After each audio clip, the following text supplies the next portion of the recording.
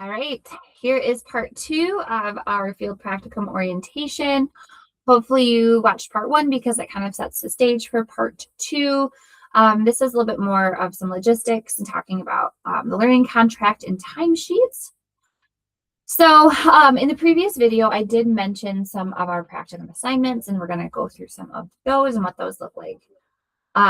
Actually, we're not, because I did that. I kind of gave a brief summary of them in the other ones. The one that we are focusing on is the learning contracts. That tends to be kind of the signature assignment, signature focus of our internships, because it's really showing how the students are actively practicing some of the competencies and behaviors that CSWE has identified as what all social work students need to have mastery of in order to graduate. So why do we do these learning contracts? Some of you have had Kuiper students before, and so you're familiar with kind of our iteration of learning contracts. But if you've ever had a BSW intern before, even an MSW, learning contracts are kind of that pillar of how we, CSWE asks us to track student competency. So we do this because it articulates activities that support those competencies, supports the schools and students' learning objectives, and it's just a reflection of what the student was able to engage in and demonstrate during the course of their field practicum. It really helps identify activities that are site-specific, measurable, and individualized with the goal of promoting successful development of professional competencies. This tends to be sometimes the thorn in everyone's side because I can't say, here are the activities you need to do, because every agency is individual and specific. The populations are different. The opportunities are different. And so it's really challenges the student to explore and look like, at my agency in this context, how am I demonstrating this specific competency? How am I being professional? How am I utilizing policy? How am I utilizing research? And so it's really making sure it's tailored and not just this generic, we're going to do this, but really being site specific and unique to each individual setting. We do make sure they're measurable. So we use the SMART goal mentality. Just to make sure that we're actually actively demonstrating that the student is able to demonstrate mastery. This also fosters a learning partnership between the student and the field instructor with reciprocal accountability for student professional development. And so by having the learning contract, it really forces the student to not just sit back and observe and be a passive participant in their internship. It's holding them accountable to actually saying, I'm going to do these things, and then actually do them and be evaluated on them. Also holds some accountability for agencies as well, that they're really being intentional and making sure that the activities and opportunities that students are presented with are connected to student learning and not just busy work and time fillers. It defines boundaries for what is possible. So it helps students think, okay, like I have to write some learning activities around research and policy that really hasn't presented itself. So what can I explore more in this internship that will bring those learning competencies to life?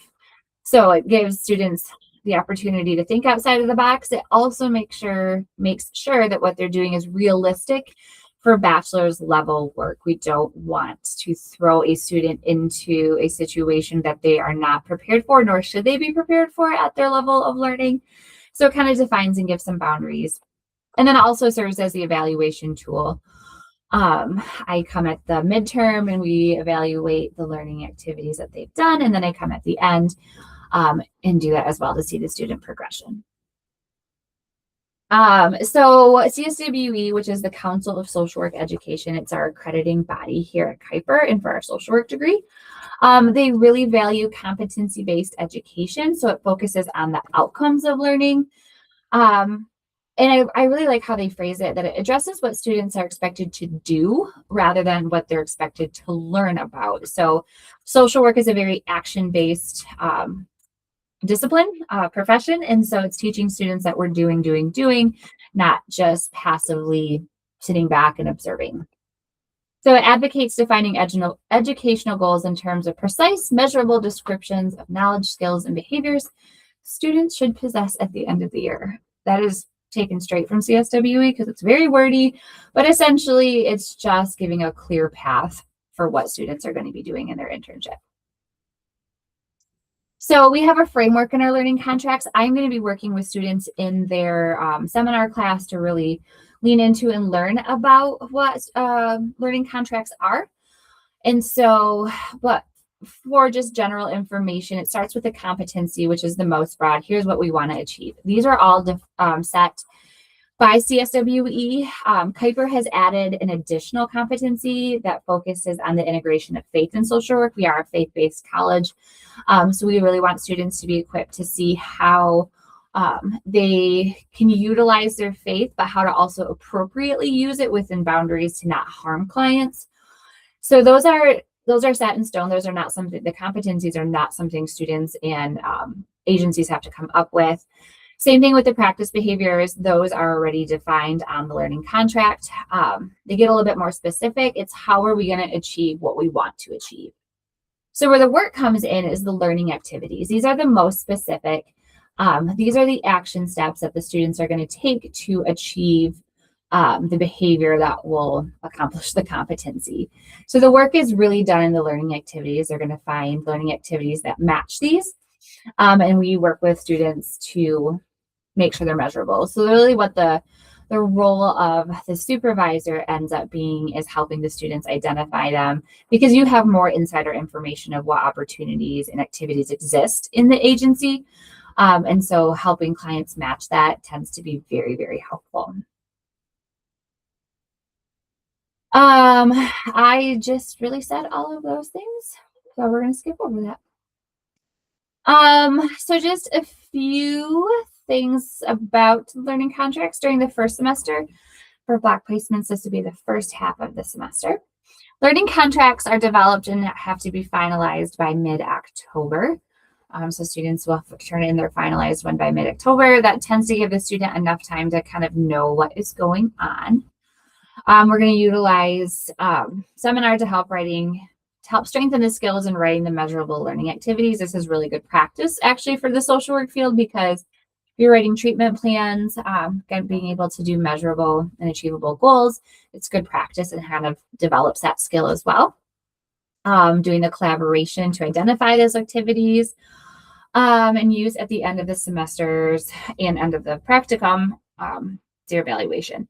So one of the things that I kind of want to point out, and I want to challenge and encourage supervisors on, is that at the end of the first half of their internship, so whether it be midway through the semester for block placement or at the end of the first semester for 2 semester placements, is I am not looking for students to receive perfect marks.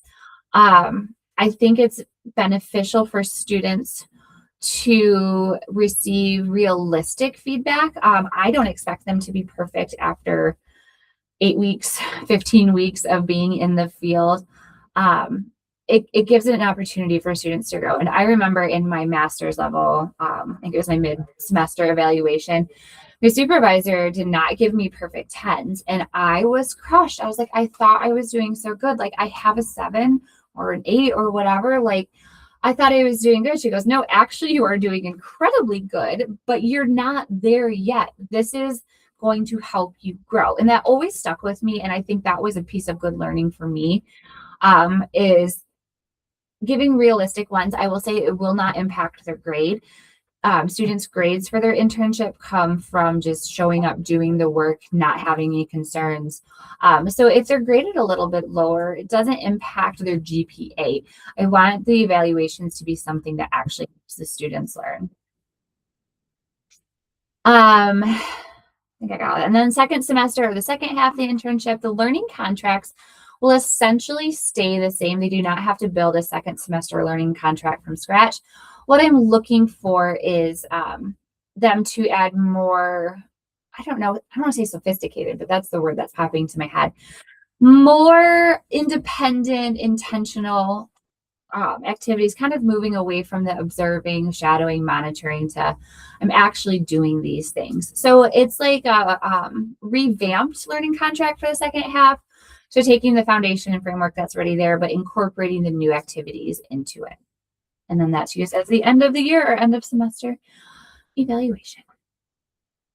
All right, important reminders when you sign off on the evaluations, because I'll need signatures from students, from me, and from supervisors. Please put your credentials on that. That's for anything you sign for internships, because it's my verification that they did receive the supervision from the person who holds the degree. I kind of mentioned this before. The learning contract should reflect the needs and interests of your specific student, specific to your setting. Not a one size fits all. It's a working document and should be modified as needed. A lot of this will make more sense once you're in the internship and working on it, and for students sitting in class with me and kind of working it out. But I just want to set up the expectation this is what we're going to be accomplishing. And then finally, we are just going to go over how to track your hours. So our format for time cards, we utilize Google Docs. And so all students will have a Google Doc. I have a link right here, but I don't think I'll be able to click it. I'm not good at technology. I'm going to try to show it to you. But for now, I'll give them a template and they will share it with you, share it to your email so you're able to edit as well. And so that link, you'll be able to access the sheet, and then you don't need a separate login. You can just use your own email. And then the requirement is for the students to put their hours in, and then they'll sign their time, have supervisors sign off on their time cards bi-weekly with their signature and credentials. So I'm going to see if this will actually work. I might need to share this screen. So this one, technology is great, but also needs to make sure that you have a brain to know how to use it. Okay, figured it out. All right, so this is what our timesheet essentially looks like. And so it's in the Google Sheet. We have tabs for every 2 weeks. So this is kind of the home page. Students will fill in their name, where their location is, supervisor, how many hours they've completed. And so you can see on here, we do kind of have a category system of what their hours are being devoted to. There is no rhyme or reason of saying you have to have X amount of hours in each one, because again, each agency is different. It's just a really good check and balance for me that if I'm starting to see that most of their hours are put into observation, and maybe not as much client-focused work, I might reflect that back to the student. We can talk about it and say, like, no, that's actually fine and appropriate, or maybe we need to start looking at different activities so they get involvement in all the different areas. So each week, students will go in, they will type in the date of their internship that they were at, so they're on 31st, and they just spent 5 hours in training, but they also did an hour of paperwork. Perfect, calculates it. And then it tallies it on the front. So students, your hours total from all your tabs will be right here. So this is a good place to look to see where you're at for hours. I've also included up here the dates of each week, and then kind of the benchmark of at the end of this week, this is where you should be for hours. Up here is where I'm asking students and supervisors to sign. So just popping your signature in for the students, having the supervisor access the sheet and put their information there. Hopefully pretty easy peasy. The formulas seem to work every year and calculate it correctly. Students, if you have hours that don't necessarily fit into any of these categories, you can put it into other. What I'm asking is you just right click on it and you go to comment, and then you add your comment in there. Mid-week staff development. I don't know. So I just want to know what those other hours are, and that will put it in there and you'll see it. So hopefully pretty self-explanatory. I'm obviously here to troubleshoot if anything goes awry, but that is kind of how we track our hours. Nothing fancy, but gets the job done. All right, going back to the spreadsheet or the PowerPoint presentation, honestly, I think the last slide really is just if you have any questions, never hesitate to reach out and ask. Obviously, students, you know where my office is. You see me in class, supervisors, reaching out via email, or you're welcome to call or text. This is my personal cell phone. Absolutely use it. Call or text is fine. But I am available for any support. So hopefully the information's helpful. Again, feel free to ask any questions if you have it.